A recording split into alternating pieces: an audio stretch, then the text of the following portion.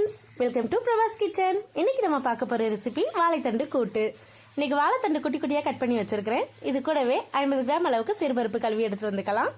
ஒரு வெங்காயம், ஒரு தக்காளி,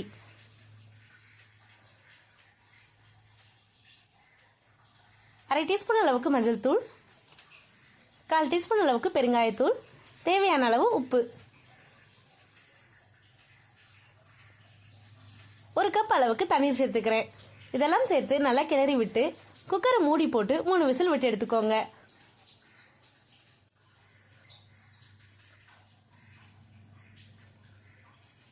இப்போ இதுக்கு தேவையான மசாலா என்னன்னு பார்த்துடலாமா?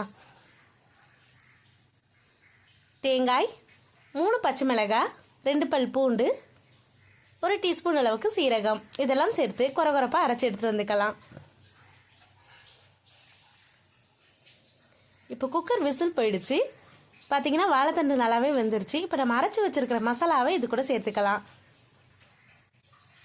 இது கூடவே சைடில் தாளிப்பு பார்த்துடலாம். தேங்காய் எண்ணெய், கடுகு, உளுத்தம்பருப்பு, காஞ்ச மிளகாய், கருவேப்பிலை இதெல்லாம் சேர்த்து தாளிச்சு கூட்டு சேர்த்துக்கலாம். ஒரு சுவையான வாழைத்தண்டு கூட்டு ரெடி ஆயிடுச்சுங்க. இதில் 1 டீஸ்பூன் அளவுக்கு நெய் சேர்த்து குழந்தைங்களுக்கு சாதத்தில் போட்டு பிசைஞ்சு கொடுக்கலாம். ரொம்பவே நல்லா இருக்கும். என்னோட வீடியோ பிடிச்சிருந்ததுன்னா லைக் பண்ணுங்க, ஷேர் பண்ணுங்க, நம்ம சேனலை சப்ஸ்கிரைப் பண்ண மறந்துடாதீங்க. தேங்க்ஸ் ஃபார் வாட்சிங்.